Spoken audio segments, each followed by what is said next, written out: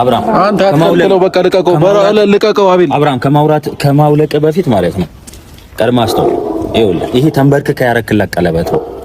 ገብቶሃል? ደግሞ ቆሞ ያውልቋል እኮ አውልቅ። በቃ አውልቅ። ቆይ እያሰማንከኝ ነው። ቀስ በላ ብርሽ። ስለዚህ በቃ ልቀቀው። አንተ ያውልቀው። አቤል ችግር አትፍጠር። አብራም ከራስህ ጋር ሆነ አውልቀው። ምንድን ነው እሱ እኮ ነው ያሰረላት። አንተ ያሰርከው አስመሰልከው እኮ። እንደውም እዚች ብትከታት እዚች ቦይ ውስጥ አለ ብታረጋት ከልብህ እንደዚህ ወጥተኛ። ሄርሜላ ደስ ብሎናል ቀለበቱ ስላወለቅሽና ቤተሰቦች እናንተም አብርሃም ያደረገላት የሄርሜላ ቀለበት ያው በእጃችን ገብቷል።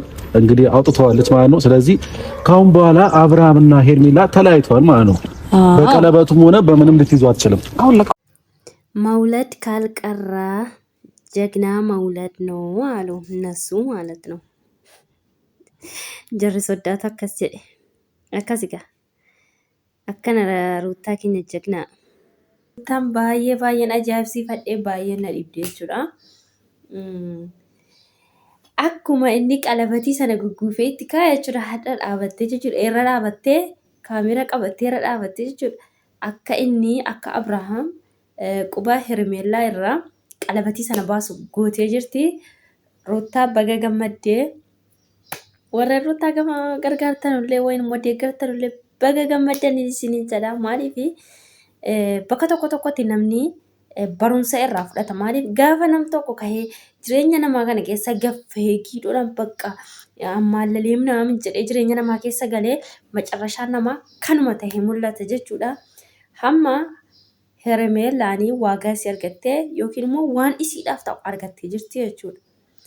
Wurdatiin kana caalaa wanti dhufu tokkollee hin jiru. Maaliif nam tokko gaafa qalabatii namatti kaa'ee qalabatii deebisee namatti baafatu kanaan booda wanti jara walagganaa hin jiru jechuudha. Hayyee assalaamu alaykum warahmatullahi wabarakatuh. Family akkam jirtu nagaa keessanii jajjabaatu ani nagaa kooti galata rabbiin isiniin jedha. Ashamaa harka fuunee warreen amantaa biraallee qaaliiwwanii fi jaallatamtootawwan aminaatu marti keessan nooraa isiniin jedheera. Egaa akkuma argitanu maaltu deemaa jira hin beektu?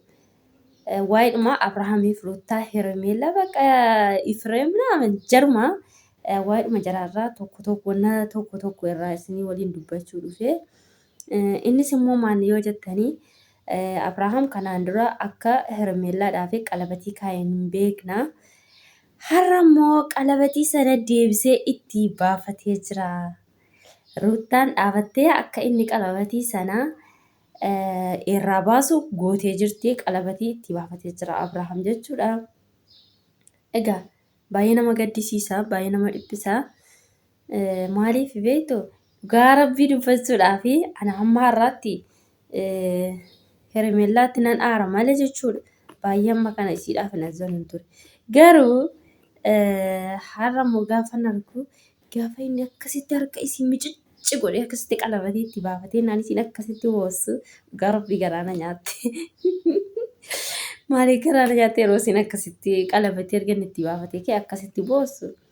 Yaa dubartii miti nutti garaan keenya lafaadha waan ta'eef garaan na gubatee bakka Ruutaa immoo gaafa bu'u dasna jedhee.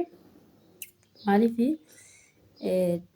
dubartii tokko gaafa isiin ulfaa gaafa isiin yookiin immoo rakkina wayii yookiin wanna ta'e irra jirtu yookaan baddalanii dubbatti isiniin deebitu gaarabbii. Maaliif waan namni waan jarri irratti godhan jechuudha. Har'a hixifiidhaan irraa kaffalataa jirti jechuudha. Osoo gaafa isiin ulfaan jirtu, osoo gaafa isiin deessee jirtu, mooraalii isiidhaaf osoo yaadanii hadha isiinis Hermeellaa irratti kana hin gootu jechuudha.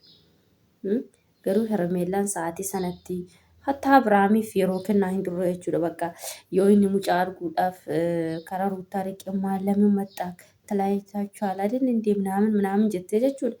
Intilii jetti ture garuu hamma immoo jarumatu deebi'ee adda bahee qalabatii isaatti baafateera. Ruutaayyee koongiraareeshin akkasumas koongiraareeshin. Yaaddoon gara nama falchaan isiniin jedha faamilee. Egaa mimee viidiyoo kana ilaallee walitti deebina kara viidiyoo let's go. ሄርሚ ዛሬ የጠራንሽ ያው እኔ እንደምታውቂው ሚስት አለኝ፣ ልጅ አለኝ። ከልጄና ከሚስቴ ጋር አሁን ላይ ተስማምቼ እየኖርኩ ነው ያለሁትና ከዚህ በፊት ደግሞ በአንዳንድ ነገሮች ባለመግባባት በተለያየን ሰዓት ለአንቺ ቀለበት አድርጌልሽ ነበርና አሁን ላይ ይሄ ቀለበት አንቺ ጋር አስፈላጊ ሆኖ ስላልታየኝ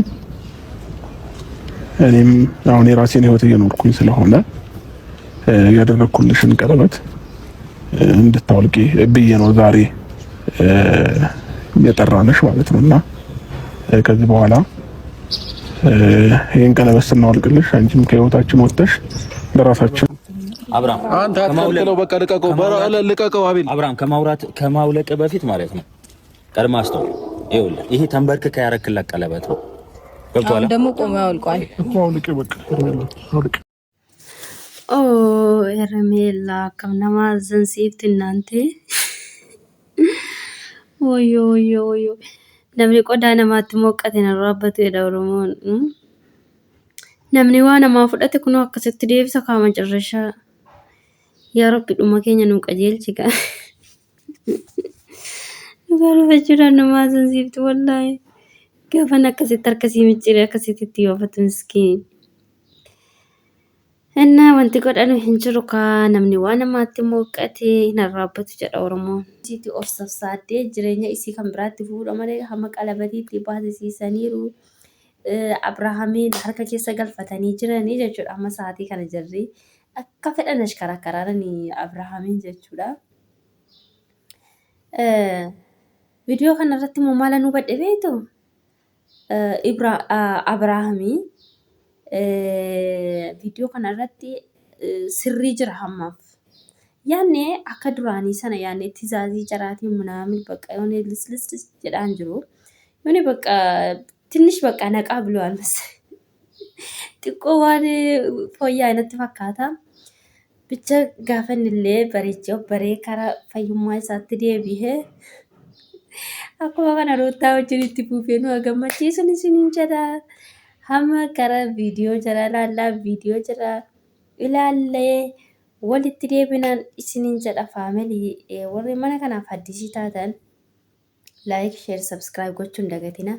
Warreen immoo nabbaarii taatan koomentii bareedaa kana laayikii kanatti jabeessaan isiniin jedha. Yaada qabdan nuuf ibsaa naaf ibsaan isiniin jedha. Hamma viidiyoo jara ilaallaa jechuudha. Yeroo gaarii nuuf ta'uudha.